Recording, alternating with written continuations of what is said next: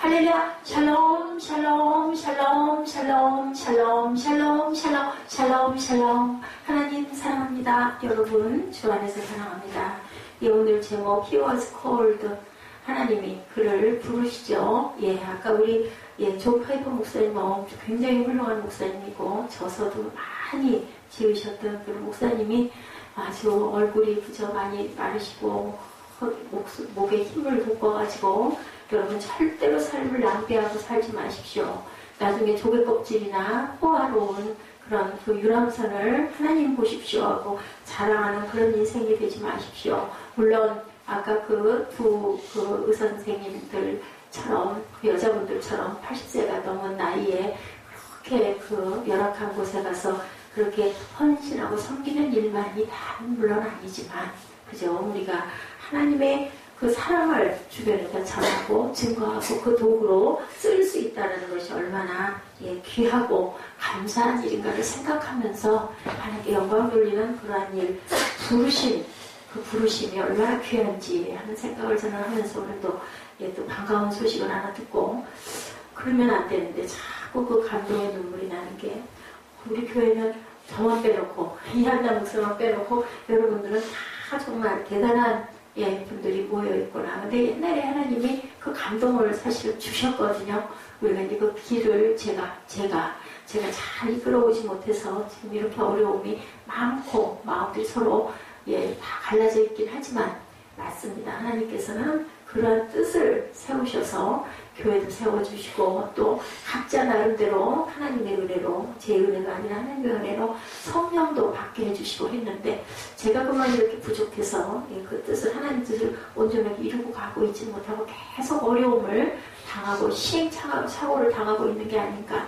그래도 너무 감사하다. 그래도 뭔가 그 작은 어떤 그 태동이 호흡이 뭔가를 만들어가는 그런 마음이 너무너무 감사하다. 그 마음이 왔었어요. 우리 유해준 장에 나갈 때 파송을 해서 나가는구나. 그리고 또 아기 부분이 그 슬퍼하고 아파할 때도 대신 생명을 연장해 주셨구나. 그런데 귀한 씨앗이 드디어 떨어져 가고 있습니다. 그래서 하나님께 우리 이따 이브 때 기도하실 때 우리 기도할 때 이브 때는요 다들 지루해 하시고 해서 이런 동영상 한 10분, 15분, 20분 안짝짜리 하나를 제가 어젯밤에 4시경까지 사실 이 존 파이퍼 목사님 이 영상도 무척 갈등을 많이 했어요. 보시면 저희 블로그에 보면 많은 게 올라와 있죠. 어떤 목사님 엄청난 은혜다.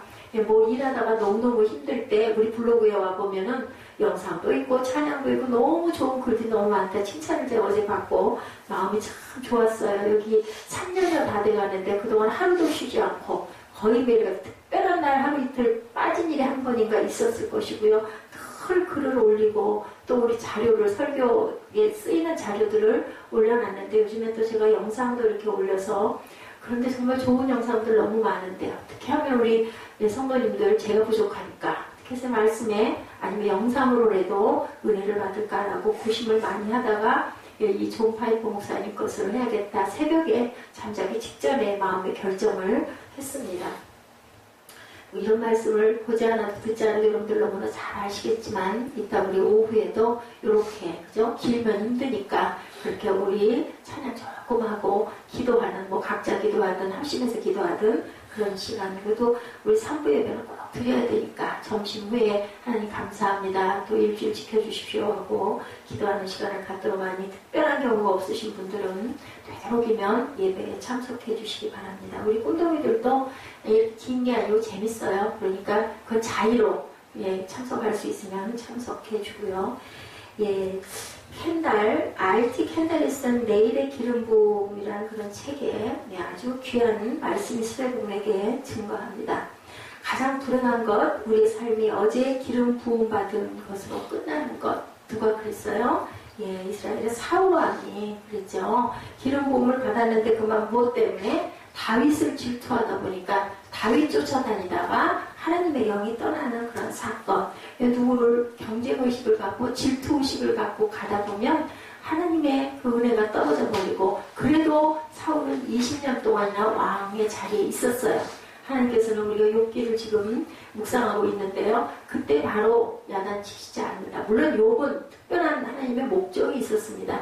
그처럼 예, 그처럼 순전한 사람은 없다라고 칭찬한, 사람 중에 그런 사람은 없다라고 하나님께서 칭찬했던 욥을 더 정금같이 쓰시려고, 욥이 나중에 깨닫죠. 25장 이후 가면 42장이 끝인데 깨닫습니다. 하나님이 나에게 더 귀하게 쓰시려고 아주 귀한 말씀 있죠. 정금같이 다스려 나오게 하려고 나를 이렇게 쓰시고, 예, 주신 자도, 생명을 주신 자도 하나님, 거두시는 자도 하나님이다라는 고백. 오늘 우리 꿈독이들 26장 말씀 꼭 시편 같지 않아요? 그렇게 귀한 욥의 고백이에요. 하나님은 이런 분이라, 세상을 예, 땅으로다 매달았다고요. 하늘 공중에다도 매다는 그러한 아주 신묘막측하신 분이다라고 고백을 합니다. 우리 욥의 친구들처럼 예, 어렵고 힘든 상황에 있는 사람을, 물론 그 사람이 어렵고 힘든 상황에 빠졌다 할지라도, 예, 그게 그 사람이 잘못한 부분이 있다 할지라도 우리가 보이죠. 본인은 잘 모르도 옆에서 보입니다. 그렇다 할지라도 어떻게 하라고요? 사랑으로,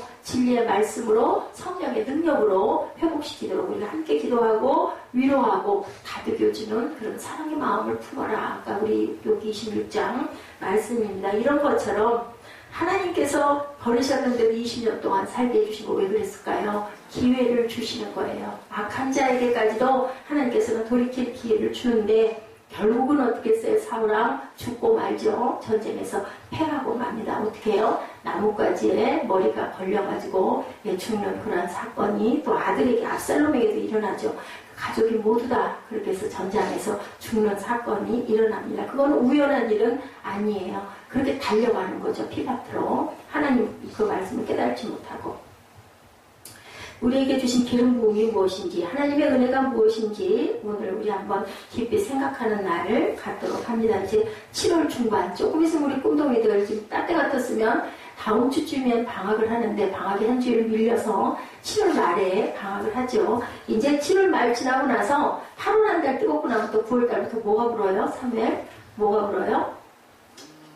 시원한 바람이. 무슨 바람이? 가을 바람이. 하나님이 우리나라에게 특별히 사계절을 주셨어요. 정말 우리는 은혜고 복입니다. 예, 그래서 예, 우리가 하나님의 은혜가 무엇인지, 기름 부음이 무엇인지, 또한 나에게 주어진 사명 각자에게 다 다르거든요. 오늘은 좀 에스더 생각을 제가 하면서 많은 눈물이 났습니다. 그것을 감당하고 하고 있는지, 네, 그 생각을 우리 한번 해봅니다. 어느 날요, 재밌는 얘기 여러분들에게 해줘요. 우리 운동이들이 있기 때문에 마가 알죠? 마가의 다락방.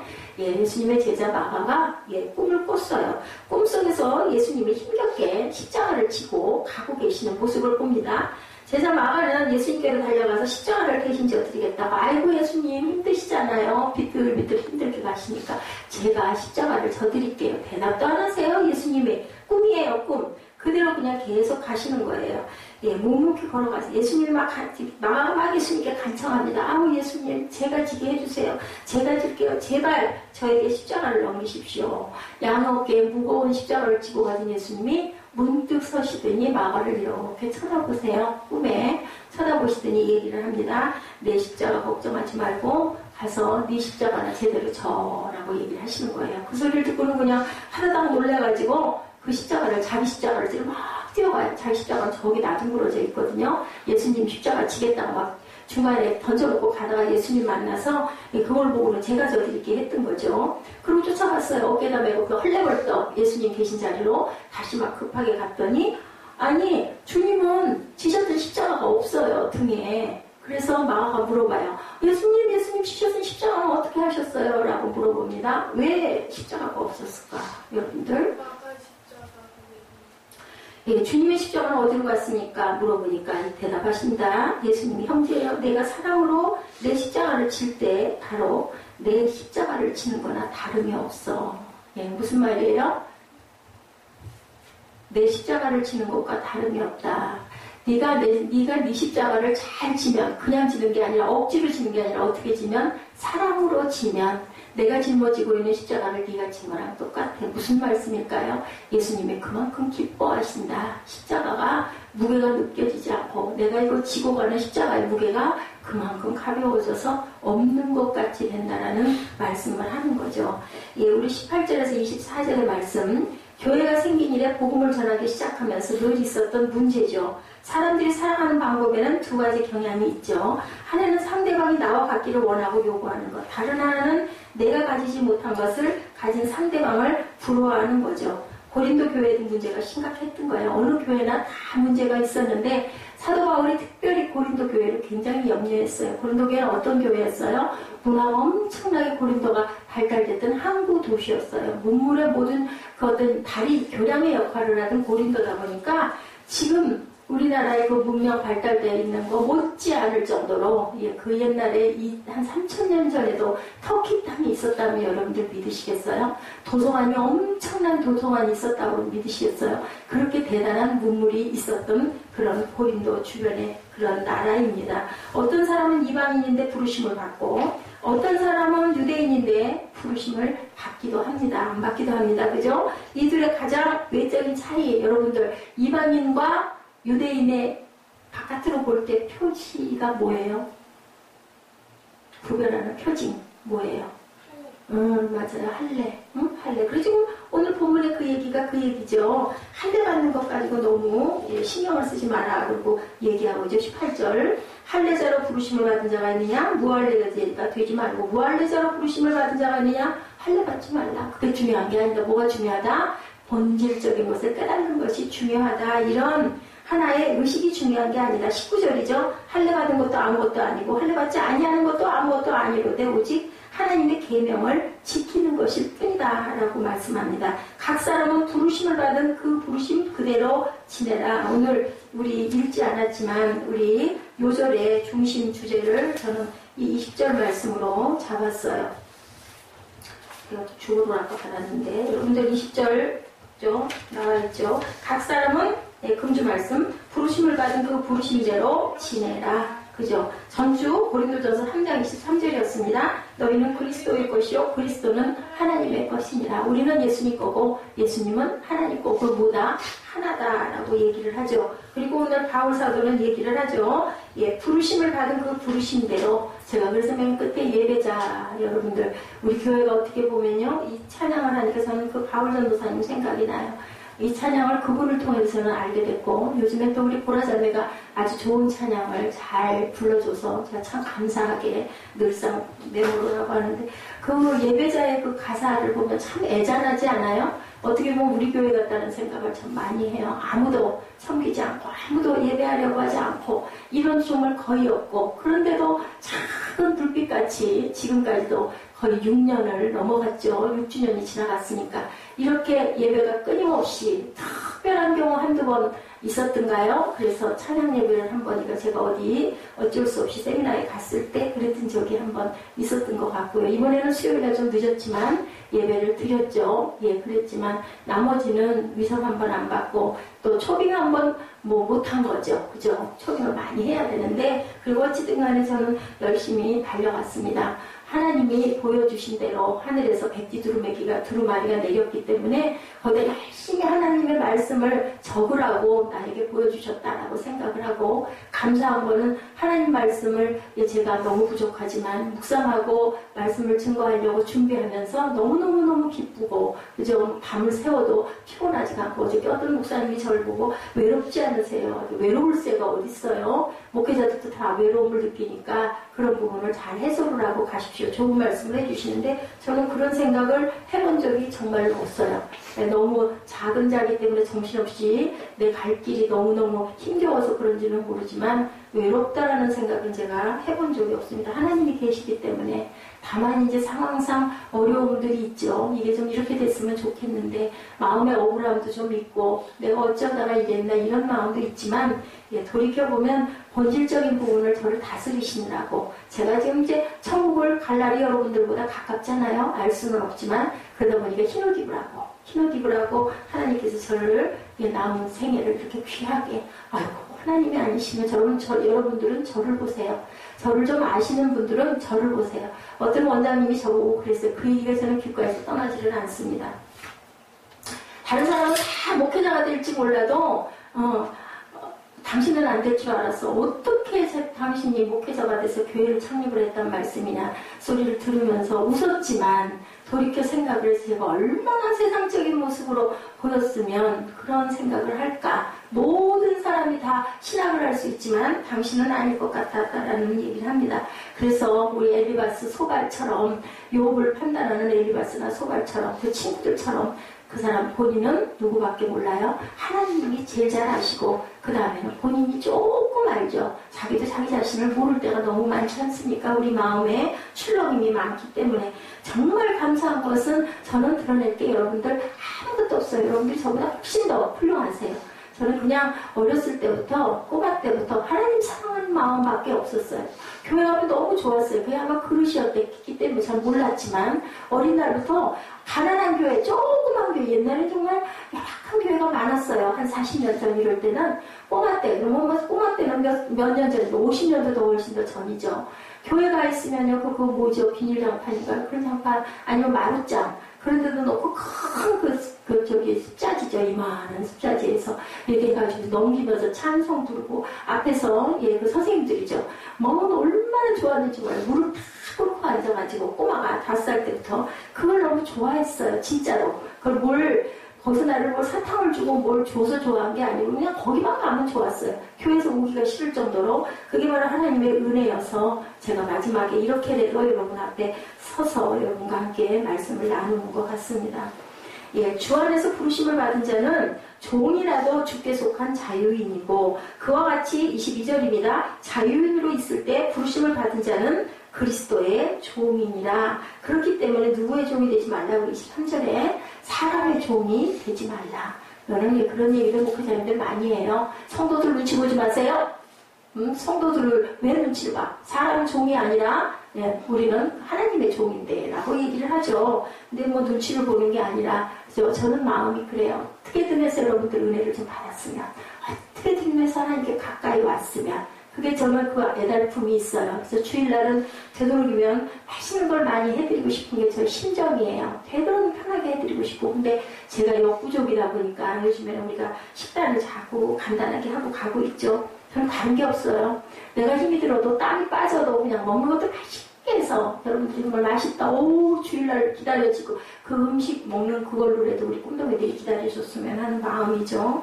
주님의 마음이 그러실 것 같습니다. 24절에 형제들아 너희는 각각 부르심을 받은 그대로 하나님과 함께 거하라. 중요하죠. 함께라는 거. 아까 우리 그 동영상에서처럼 그죠? 하나님의 영이 우리 안에 있으면 나만 편하고 안락하려고 유람선 보트 타고 다니고 조개껍질 줍고 하나님 이거 보세요. 아마 그렇게 여러분들도 안 되실 거예요. 지금 어려움이 있기 때문에 물질적으로 어렵기 때문에 그러시지 그런 사람들처럼 엄청난 많은 것을 갖고 있다면 아마 불우한 사람들을 위해서 많은 도움을 우리가 아프리카까지 쫓아와가지고 그 사람들을 섬기지는 못하더라도 아마 정말 귀한 일들을 여러분들도 많이 하실 겁니다. 그리스도의 영이 우리 안에 있으면 그렇게 되죠. 25절입니다.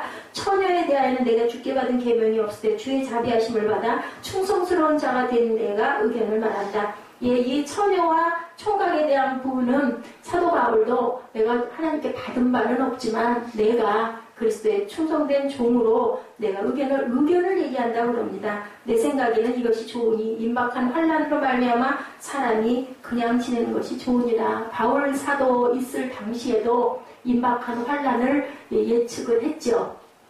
그래도 하나님은 세상을 멸하시지 않고 오늘 지금까지 우리는 이렇게 살아가고 있습니다. 그런데 정말 좋지 않은 징조가 너무 많이 보이지 않습니까? 많이 보입니다. 27절에 내가 아내에게 매였느냐 노이기를 구하지 말고, 그러니까 이미 결혼해서 매였으면 혼자 되려고 하지 말고, 그리고 아내에게서 놓였으면 아내를 다시 구하지 말라 라고 얘기합니다. 그러나 장가가도 죄지는 게 아니고 처녀가 시집가도 죄지는 게 아니다. 아주 이 바울사도는 아주 정난하게 얘기를 합니다. 왜냐하면 우리의 정욕이 우리를 다스리지 못할 바에는 차라리 결혼을 해라. 결혼을 해서 그 불타는 정욕을 잘 다스리고 가라. 그리고 아내 눈치, 남편 눈치 보느라고 특별한 그릇들은 어떻다고요? 결혼을 하지 말아야 되는 경우도 있다. 그럼 또 그렇게 살아가라. 그런데 목회자들이 결혼을 안 하면은 목사 함수를 안 줬던, 지금은 좀 거기에 어떤 첨부되는 서류가 있으면은 가하기도 하지만 원래는 아내가 없으면 대개는 남자 목사님들이 목사님 안수를 많이 받으셨으니까 또 여자분들도 남편이 없으면 목사 안수를 안 줘요. 원칙적으로는. 지금은 뭐 많이 주지만 절대로 안 됐었어요. 그래서 어떤 목사님은 목사 안수를 받아야 되고 목회를 해야 되기 때문에 24살 나이에 장가를 갔다라고 고백을 하신 분이 계시더라고요. 보면은 염려하기를 원한다. 장가가지 않은 자는 주의를 염려하여 어찌하여야 주를 기쁘시게 할까 하되 33절 재밌죠. 장가간 자는 세상 일을 염려하여 어찌하여야 아내를 기쁘게 할까. 결혼을 하면 이만큼 어려운 부분이 있다. 마음이 찢어져 나가는 부분이 있기 때문에 목회하는데 조금은 문제가 되고, 또한 결혼한 사람들은 뭐라 그래요? 몸이 고달프다라고 본문 중에 보면 나와 있습니다. 그러니까 다 그런 거예요. 누구나 결혼하면, 가정생활 하려고 그러면 몸이 고달플 것을 너희들은 알아라. 그렇지만 하나님께서는 가정을 지니고 가기를 원하시죠. 근데 특별한 경우에는 가정이 없이 홀로 가는 법도 있다라는 얘기를 여기서 합니다. 예, 그들로 결혼하게 하라. 죄 짓는 것은 그거는 아니다. 그가 마음을 정하고 부득이한 일도 없고 자기 뜻대로 할 권리가 있어서 약혼녀를 그대로 두기로 해도 그것도 또한 잘하는 거다. 결혼하는 자도 잘하거니와 결혼하지 아니하는 자는 더 잘하는 것이다. 더 잘한다고 얘기해. 바울은 은근히 독신이 났다. 바울 사도는 독신이었다고 해요. 결혼했었는지는 모르지만, 그러니까 세상을, 그때 바울이 알고 있는 세상을 5바퀴를 돌고, 그죠? 선교여행을 하면서 교회들을 세워갈 수 있었지. 아내가 있었으면 어려웠을 거예요. 베드로는 아내가 있어요. 왜냐하면 성경에 베드로 장모 얘기가 나오거든요. 그리고 다닐 때마다 아내를 데리고 다녔다라고 성경 곳곳에 나타나 있습니다. 39절, 아내는 그 남편이 살아있는 동안에 매여있다. 남편이 죽으면 자유로워져서 뜻대로 시집을 가라. 어떻게 하라고? 주 안에서 할 것이니라. 예, 주 안에서 하지 않은 결혼은 엄청난 각오를 해야 되죠. 40절, 내 뜻대로 그냥 사는 것이 더욱 복이 있으리로다. 나도 또한 하나님의 영을 받은 줄로 생각하노라. 바울이 고백하죠. 나도 또한 하나님의 영을 받아 내가 혼자 가고 있어. 얘기를 합니다. 예, 본문 말씀에, 예, 이렇게 우리가 쭉 한번, 다른 얘기가 아니죠. 이렇게, 예, 이제, 결혼을 하지 않아도 되고, 결혼해도 돼야 되는데, 결혼하면 아내를 살펴야 되고, 아내는 남편을 살펴야 되고 하다 보면, 하나님 일하기가 어려움도 있다. 그렇기 때문에 어떤 것이 옳다, 어떤 것이 아니다라고는 얘기할 수가 없다. 예, 십자가 얘기 여러분들, 예, 귀하게 가슴에 담으시기 바랍니다. 내가 내 십자가를 잘 지고 가면 하나님의 짐이, 예수님의 짐이 없어져서 홀가분해진다. 그렇기 때문에 우리는 우리의 짐을, 하나님 일 열심히 하려고 하는 사람은 어떻게 해요? 내가 먼저 내 짐을 잘 질 줄 알아야 되고, 은혜를 받아야 하나님을 일을 해도 힘들지 않다라는 거죠. 예, 우리는 그래서 얘가 사랑으로 내 십자가를 질 때 바로 내 십자가를 진 것이나 다름이 없다. 고린도전서 말씀에, 예, 우리가 생긴 대로 살기라는 생각을 해봅니다. 부르신 그곳에서 라고 바꾼 것이 우리는 우리 생긴 대로, 우리가 있는 곳에서, 그죠? 최선을 다해서 예배. 우리 주보가 참 은혜가 있는 주보죠. 보면은 하나님은 영이시니 요한복음 말씀이 그대로 올라가 있죠. 이게 6년 동안 예배하는 자가 어떻게 해요? 신령과 진정으로, 예, 예배할지니라. 요한복음 4장 24절 말씀이죠. 우리는 부르신 그 자리에서 생긴 대로 최선을 다해서 최고의 예배를, 사람이 있거나 없거나 누구를 위해서 사람을 보고 드리는 게 아니라 하나님을 위해서 최고의 예배를 아무도 없어도 드릴 줄 아는 각오와 마음가짐이 있어야 된다. 여러분들 영이신 하나님 눈에 보여요? 아, 보라 보여요? 안 보여요? 뭐 느껴요? 느낄 때가 있죠. 하나님이 나를 보고 계시는구나. 여기 써졌죠? 호람되오. 그러니까 하나님이 나를 늘 보신다. 억울해도, 슬퍼도, 속상해도, 또 어떤 고난 중에 있을지라도 내가 울며 기도해도, 가끔은 원망하고 때를 써도 하나님께서는 우리를 잠잠히 보신다. 엄마 생각하면 돼요. 꿈동이 여러분들은 내가 그럴 때 엄마가 나를 어떻게 생각할까? 내가 너무 어디 다쳐서 아파. 그럼 엄마는 나를 어떻게 할까? 내가 너무 억울해, 원통해, 속상해, 슬퍼. 그럴 때 엄마는 나를 어떻게 바라볼까? 예, 그거를 생각하면 하나님의 마음을 딱 알고 늘 살피죠. 무관심한 것 같지만 부모님들은 여러분들을 항상 눈동자같이 신경 쓰고 살피고 있다는 것을 우리 꿈동이들은 알아야 됩니다. 예, 하일리에 아까 얘기하다 돌아왔습니다. 아들이 복음을 듣고, 예, 그리스도 안에서 새로운 피조물이 된 것에 대하여 감사하기보다는 이전 사람의 모습 때문에 비교하는 일이 바울 사도 시절에 고린도 교회에도 있었다. 20절에서 명확하게 말씀하죠. 오늘 제가 중심 주제로 잡은 각 사람은 부르심을 받은 그 부르심 그대로 지내라. 우리 신앙도 마찬가지죠. 우리도 부르심을 받은 그 자리에서 하나님이 주신 각자에게 주신 달란트대로 열심히 살아가야 된다. 어떤 그 전도하는 한참 신도시들이 뜨면 거기 제일 먼저 뭐가 들어와요? 미리 신도시 뜨기 전에 우리 그 논밭에 순복음교회하고 그 한신 그 교회 서 있는 거 여러분들 보셨죠? 그 아마 감리교일 거예요. 한신교회는. 오, 이상하다. 저기 사람도 없는 저거 한가운데, 밭 가운데다가 무슨 교회냐? 왜요? 그쪽으로 길이 뚫리고, 검단 신도시가 연결이 되게 딱 생기니까 미리 교회들이 자리를 잡는데요. 옛날에 그런 프랭카드들이 많이 걸려 있었대요. 전도한다고 요즘 전도도 참 힘들죠. 우리 목사님 설교 한번 들어보세요 하는 프랭카드를 써있는 걸 본 어떤 목사님의 말씀입니다. 저거는 전도가 아니다. 교회 선전이다 라는 생각이 들었다고 합니다.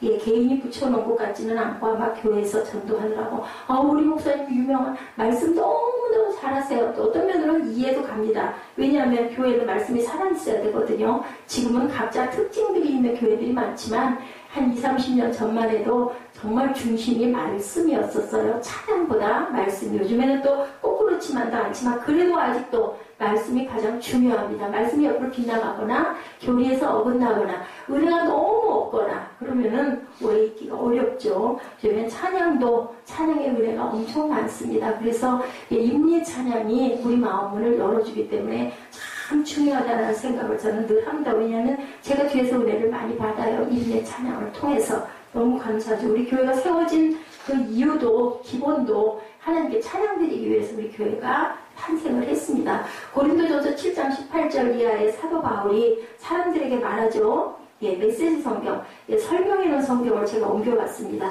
하나님께 부르심을 받을 때 여러분이 유대인입니까? 그렇다면 유대인이라는 증거를 없애려고 하지 마라. 무슨 얘기예요? 생긴 대로. 그죠? 아니고 그냥 이방인입니까? 그대로 부르신 자리에서 열심히 하나님을 섬겨라라는 뜻이라는 거죠. 유대인인지 여부가 중요하지 않다. 중요한 것은 하나님의 부르심에 순종하고 그분의 계명을 지키는 것이 중요하다. 우리가 할 수 있는 목만큼 최선을 다하는 것이 중요하다라는 거죠. 닮아가는 것과 부러워하는 것에 구별을 해야 된다. 신앙에서 내가 닮아갈 사람이 있다는 것 굉장한 축복이다. 그렇지만 부러워하는 것이 지나쳐서 누구처럼 사울왕처럼 시기하는 마음이 들게 되면 너희들이 멸망할까 조심하라고 그랬어요. 시기와 질투와 분노는 너희를 무엇의 부더미로 악의 부더미로 빠뜨린다라고 얘기를 하죠. 사도 바울도 항상 보면 사도 바울이 말할 때마다 나 바울 된 사도, 나 사도 된 바울. 왜요? 본인이 하나님의 12제자 안에 들지 못했기 때문에 항상 우리는 그런 컴플렉스를 가지고 갑니다. 베드로의 사역에서 가장 큰 강점, 예수님을 3번씩이나 부인했던 거. 그거는 자랑이에요, 흉이에요. 자, 보라자매. 자, 베드로가 예수님을 3번 부인한 것. 나는 절대로 그러지 않을 거라고 그랬죠. 그랬더니 예수님이 그랬죠. 너 다 굴기 전에 나를 3번 부인할 거 했는데 진짜 부인했어요. 그럼 베드로가 그 다음에 어떻게 변화됐어요? 성령을 마가다락방에서 받고 엄청난 능력을 받았어요. 그죠? 베드로도 그렇고 바울도 그렇고 손수건만 갔다 병자 환부에다 갔다 대기만 해도 병이 날 정도로 그랬어요. 그럼 베드로는 다니면서 설교할 때 뭐라고 설교했을까? 예수님을 3번이나 부인했는데 뭐라고 했을까요? 뭐라고 했을 것 같아요? 그게 장점일까요? 단점일까요? 예지는 알 것 같은데 우리 예지 성경을 잘 아니까 베드로가 예수님 3번 부인한 거 어떻게 작용을 했을까? 사람들한테 보여줄 때 이해가 생각이 안 나. 사회를 어떻게 보여줬을 것 같아? 사람들이 설교를 해. 근데 앉아있는 회중이 볼 때 저 베드로 옛날에 예수님 3번씩이나 부인했어. 그럴 때 베드로는 어떤 마음 들까? 죄책감. 자, 우리 희정아, 어떤 마음이 우리 희정이 나를 열심히 보고 있는데 어떤 마음이 들면서 설교를 할까? 사람들에게. 베드로는 3번이나 부인을 했어. 그러면 앞에 앉아 계신 분들에게 베드로가 막 능력을 받았잖아. 막 병도 고치고, 그지? 막 사람들이 3,000명씩 막 회개하고 일어나고 하는데 그 사람은 사실은 옛날에 예수님을 3번이나 부인을 했어. 배신자야. 그렇다면 베드로는 사람들에게 어떤 말을 할 것 같아? 응? 나는 하나님을 3번이나 부인을 했어요. 그런데도 하나님 은혜로 내가 이렇게 서 있어요. 그죠? 저도 아까 그 얘기를 했죠. 사실이잖아요. 사실을 얘기하는 거야. 그러면 회중들은 어떤 마음이 들 것 같아? 말씀을 듣는 사람들은 아 저렇게 훌륭하고 저렇게 능력을 받은 저 사람도 그 전에 옛날에는 예수님을 3번이나 부인했대. 그러니까 나같이 부족한 나도 하나님 은혜를 받을 수 있어. 그죠? 엄청난 그 목회자의 약함으로 인하여 약한 회중들이 용기를 가질 수 있는 그릇으로 쓰임을 받을 수 있다. 바로 이게 뭐다? 하나님의 영광을 드러내는 그릇이 된 기본이 되었다라는 것. 베드로의 3번의 부인이, 그죠? 그렇게 부인하고 가룟 유다처럼 아이고 나는 망했네. 그러고는 예수님 판돈 갖다가 도로 갖다 주니까 안 받아서 장로들이 그걸 내가 얼굴을 왜 줘? 싫어 안 받아. 그러니까 같이다 던져버렸지. 그 돈 집어다가 그 장로들이 할 수 없이 밭을 샀는데 어떻게 했어요? 가룟 유다가 몸에다가 죽어서 그 온 창자가 다 터져나와서 그 밭을 뭘로 물들였다? 피로 물들였다. 그래서 지금도 거기가 피가 치라고. 그러니까 가룟 유다와 베드로의 차이. 가룟 유다는 못 깨닫고 그냥 후회하고 죽었고 베드로는 깨닫고 내가 정말 잘못했어. 우리 주님을 그죠? 그랬기 때문에 이렇게 변화가 돼서 성령의 충만한 능력을 받았지. 우리 모두는 다 부족한 사람들이다 라는 얘기예요. 무슨 얘기인지 알죠? 힘이 있고 능력이 있는 사람을 부르는 게 아니라 우리 성경에도 찬양에도 있죠? 부족하고 연약하고 죄 많은 인생들을 부른다. 죄가 없는 자는 아무도 없다. 알아요? 무슨 얘기인지? 예, 그렇게 얘기를 하고 있는 거예요. 종이든 자유인든 간에 우리 모두는, 여러분 모두는 죄악된 사회에 뭘로 잡혀있다? 볼모로 잡혀있다. 그 사회에서 우리가 살기 위해서 살아나가야 된다. 예, 여러분이 부름받았던 그 자리에 머물고 하나님께서 그 자리에 함께 하시고 고상한 자세를 견지하고 하나님 곁에 머물고 거룩한 자세로 자기의 최선의 삶을 살아가십시오 라는 얘기가 오늘 내용 안에 있는 얘기예요. 돈을 얻고 싶은 욕망을 어떻게 선하게 써야 할지 아까 보셨죠? 동영상. 우리 속에 솟아나는 성욕을 뭘로? 결혼의 제도로 우리가 갖고자 하는 명예욕을 무슨 영광을 위하여? 하나님의 영광을 위하여. 근데 그 사람의 달란트가 그것인지 아닌지 알아보려면 내가 어떤 그러한 일을 맡아 할 때 너무 기뻐. 나는 너무 그게 하고 싶어. 그러면 아 너는 그런 달란트구나라는 걸 깨달을 수 있다라는 거예요. 예, 하나님께서 다 피할 길을 만들어 놓으셨어요. 야, 내가 뭐 누구에게 드러나고 싶어. 그럼 뭐를 누구의 영광을 위해? 하나님의 영광을 위해서 내가 막 쓰이고 드러나면 그것이 우리의 귀한 각자의 달란트다라는 거죠. 우리가 경험을 통해서 역사를 통해서 알게 되는 것, 금욕적인 욕구가 강해지면 강해질수록 어떻게 나를 자꾸 감추고 싶어져. 내 어두운 부분이 많으면 많을수록 누구처럼? 예, 아담처럼 하와처럼 숨죠. 예, 독소는 남을 의식하지 않는 죄, 위선은 남을 의식하는 죄다. 여러분들 무슨 얘기인지 아시겠죠? 부르심이 가치가 있는 이유 하나님께서 바로 그 자리에서 우리를 값주고 사셨기 때문이다. 오늘 본문 7장 전체의 맥락, 결혼과 독신, 이혼의 문제와 연결이 돼 있는데 우리가 각자 자기의 상태가 어떠한지는 모르지만 하나님께서 우리에게 주신 상황을 받아들이고 최선을 다하라고 오늘 본문 7장에서 말씀하고 계시는 거예요. 결혼과 독신이란 인간의 제도가 하나님의 법을 그렇지만 앞설 수는 없다. 예, 그래서 얘기하죠. 베드로도 얘기하죠. 위에서 무슨 바구니가 내려와요? 예, 네 발 달린 짐승들, 먹으면 안 되는 짐승들 바구니가 내려오죠. 내려왔을 때 제가 그걸 어떻게 먹습니까? 그랬더니 뭐라고 그래요? 하나님이 내가 먹으라고 그러면 먹으면 된다라고 얘기를 해서 그때부터 뭐가 열려요? 아, 이방 사람이 나를, 베드로죠, 베드로. 이방 사람들이 나를 만나러 오는구나. 내가 가서 만나야 되겠다. 기도의 응답은 바로 이거예요. 그게 언제 왔어요? 기도했을 때 환상 중에 베드로에게 내려온 거죠. 그러니까 어떤 것이 원칙이고 정한 거는 없다. 하나님이 허락하시면 우리는 허락받고 그대로 할 수 있다. 할례를 받은 자든 할례받지 않은 자든 장가를 간 자든 시집을 안 간 자든 아무 상관이 없다라는 게 바울 사도의 오늘 본문의 얘기입니다. 그런데 내 경험으로 봤을 때는 안 가는 게 오히려 낫지 않냐? 하나님 일 많이 하는 사람들은 사도행전 1장에 그 시와 때는 사람들이 정하는 것이 아니다. 2000년 역사 가운데 반복되는 문제 뭐예요? 이 임박한 때, 이 징조와 이 고통이 도대체 언제 예? 오려고 이런 일이 일어날까인데 그것은 알 수가 없다라는 거예요. 본문 27절 28절에 내가 아내에게 배웠느냐 노이기를 구하지 말고 아내에게 놓였느냐 아내를 구하지 말라. 장가가도 죄짓는 게 아니고 처녀같이 시집가도 죄짓는 것이 아니로되 이런 일들은 뭐라고요? 육신이 고난이 있으리니 나는 너희를 아끼노라. 18절에 육신이 고달플 거야. 결혼을 하면 그거 하면서 일하려면 힘들 거야. 32절에서 34절 우리 함께 읽어봅니다. 너희가 염려 없기를 원하노라. 장가가지 않는 자는 주의를 염려하여 어찌하여야 주를 기쁘시게 할까 하되 장가간 자는 세상 일을 염려하여 어찌하여 아내를 기쁘게 할까 하여 마음이 갈라진다. 결혼하지 않는 것이 정상이라는 말이 아니라 주의 일을 하는데 결혼하지 않는 것이 어떤 면으로는 도움이 된다. 선교지에 나갈 때 특히 여성분들, 결혼하지 않은 여성분들은 선교지에 나가서 꼭 성공을 한다고 해요.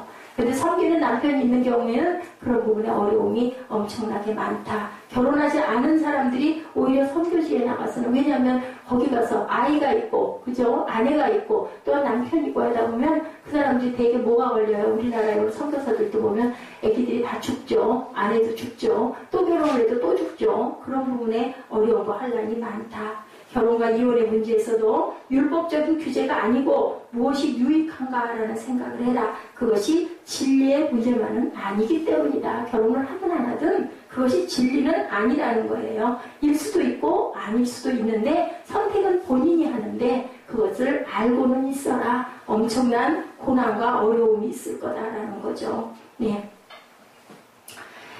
크리소스톰이라는 그 주교, 교구 가운데 외딴 곳을 한번 방문한 일이 있었다고 합니다. 외진 곳인데다 오랫동안 사제가 없어서 여러 가지 어려움이 많은 곳이었다고 해요. 그곳에 사는 믿음이 좋은 한 농부를 뽑아서 최선을 다해 교육한 다음 그곳 사제로 세우고 돌아왔대요. 근데 콘스탄티노플에 돌아온 크리소스톰은 마음이 불안했다고 합니다. 내가 자격 없는 사람을 사제로 앉힌 게 아닌가 염려가 됐대요. 그래서 다시 그곳에 가서 몰래 예배 시간에 참석해 봤다고 합니다. 예, 성전이죠. 성전 기둥 뒤에 숨어 이 농부 사제가 어떻게 자기 책임을 다하나라는 것을 살펴봤더니요. 그 농부 사제의 모습을 보면서 그만 이 사제는 눈물을 흘리고 말았다고 합니다. 교부장은 짧은 설교를 하는 동안 농부 사제의 얼굴은 열정적으로 빛났고 말 한마디 한마디가 성도들의 마음을 사로잡고 있었대요. 예배가 끝나자 크리스토톰은 제단 앞으로 나가서 농부 사제에게 축복해달라고 무릎을 꿇었다고 합니다. 예, 엄청난 그 위치에 있는 이분이 가서 자기가 세운 그 사제에게 무릎을 꿇었다고 그래요. 나를 위해 축복해 주십시오. 그랬더니 깜짝 놀랐겠죠. 주변님께서 저를 축복해 주셔야 할 텐데 어째서 저에게 축복해 달라고 합니까? 라고 반문을 했더니 주교가 대답했대요. 나를 축복해 주시오. 나는 당신처럼 그렇게 뜨거운 불과 사랑의 가슴을 안고 예배드리는 사람을 본 적이 없어 라고 얘기를 했다고 합니다. 그랬더니 농부 사제가 이상하던 표정을 지으면서 되묻더래요. 그렇다면 주변님 다른 식으로 하나님께 예배 드릴 수도 있다는 말씀인가요? 여러분들 무슨 말씀인지 아시겠죠? 네. 많이 알고 모르고가 중요한 게 아니라 정말 하나님의 영에 감동된 사람은 대강 드리는 것을 할 줄 모른다는 거예요. 이렇게 그것은 연조가 길고 짧고가 중요한 게 아니다. 우리가 고민하게 되죠. 어디까지 제도를 신뢰할 수 있느냐. 신앙의 본질을 진지하게 생각하지 않으면 우리는 율법적인 바리새인들이 회칠한 무덤들이 모두 다 된다. 우리가 항상 부끄럽게 생각을 할 줄 알아야 되고 내가 잘해. 내가 설교 잘해. 난 찬양 이만큼 해. 난 기도를 하루에 5시간씩 해. 이런 거를 자랑할 필요가 없다. 그죠? 본문 35절. 내가 이것을 말하면 너희의 유익을 위하며 너희에게 올무를 놓으려 함이 아니니 오직 너희로 하여금 이치 합당하게 하여 흐트러짐이 없이 주를 섬기게 하라. 결혼에 대해 우리에게 중요한 교훈 39절이죠. 아내는 그 남편이 살아있는 동안에 매여있다. 남편이 죽으면 자유로워져서 자기 뜻대로 시집갈 것이나 주 안에서 할 것이니라. 고린도 교회 복음이 전해지기 전 예수를 믿고 신앙생활하던 사람들에게 권면하죠. 될 수 있으면 같이 가정을 지켜라. 그리고 다시 결혼하게 된다면 주 안에서 꼭 결혼해라 라고 사도 바울이 얘기합니다. 신앙을 지키고 주의를 하기 위해서 어쩌면 혼자 사는 것이 더 유익할 수도 있다. 그러므로 결국 결론은 우리를 부르신 그곳에서 우리의 사명을 찾아라. 그 자리에서 사명을 찾을 때 우리에게 찾아오는 감사가 있다. 랍비 레비가 하루는 길을 걷고 있는데 어떤 사내가 바쁘게 달려가고 있었대요. 레비는 사내에게 묻습니다. 여보시오, 어딜 그렇게 바쁘게 가시오? 달리는 사내는 뒤도 안 돌아보며 대답합니다. 해물 잡으러 갑니다. 이 말을 들은 랍비가 웃으며 말했다고 합니다. 어리석은 사람이구만. 지금 자네의 행운이 자네를 잡으러 부지런히 뒤쫓고 있으니 조금 천천히 가게. 귀한 의미가 있는 말이에요. 너무 급하고 너무 바빠서 주변을 돌보지 않다 보면 그만 내게 찾아왔던 좋은 기회들을 다 놓쳐버린다. 어떻게 하고 살아라? 묵상할 줄 아는 마음으로 살아가라는 거죠. 예, 여러분들의 모습 거기에 모든 답이 있다라는 거. 나를 하나님이 부르신 그 부르심은 어떤 하나님의 의미를, 귀한 의미를 갖고 있는가. 어떤 교회 목사님이 이런 반대적인 얘기를 하시는 걸 들어보고 저는 제 생각을 한번 해봤습니다. 예, 되게 그런 얘기 하죠. 교회하고 목사님들 사택은 따로 떨어져 있어야 돼. 함께 있으면은 아유 그거 좋지가 않아. 문제가 많이 생겨.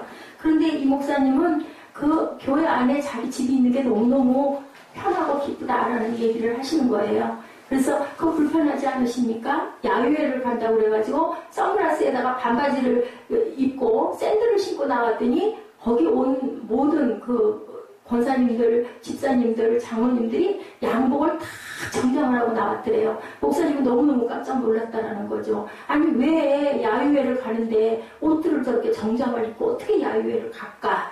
이거 무슨 얘기를 하는 거예요? 의식이 중요한 게 아니라 마음 중심이 중요하다. 근데 이 목사님 얘기가 그 말씀을 하시는 거예요. 나는 교회 안에 있는 게 너무너무 편해요. 아니 뭐 어디까지 차 빌려서 고생하고 갈 일도 없고 비가 오나 눈이 오나 바람이 부나 성전 안에 있으니까 나는 그냥 예배 드리면 되고 모든 게 다 갖춰져 있으니 얼마나 감사하냐. 중요한 거 안과 밖이 똑같으면 누가 보든 안 보든 아무 상관이 없다. 내가 겉을 포장하고 있다 보니까 안팎이 다르다 보니까 나를 가까이 있는 사람이 아는 게 불편하다라는 얘기가 난다. 여기 우리 고린도전서 7장 말씀 안에도 그거예요. 부신 자리에서 어떻게 생긴 대로 최선을 다해서 최고의 삶을 하나님께 드릴 줄 아는 그러한 온전한 밭들이 되십시오라는 것이 오늘 본문의 중심이다. 어떻게 해요? 하나님의 계획이 보이는 순간 우리의 삶은 늘 뭐가 된다? 베스트가 된다. 하나님의 계획을 볼 줄 아는 저와 여러분 되시기를 주님의 이름으로 축복합니다. 예, 급하게 가서 행운이 도망가 버리지 않게 뭐 또 쫓아오다가 만나지 못해서 결국은 끝까지 뛰어가다가 결국은 아무것도 잡지 못하는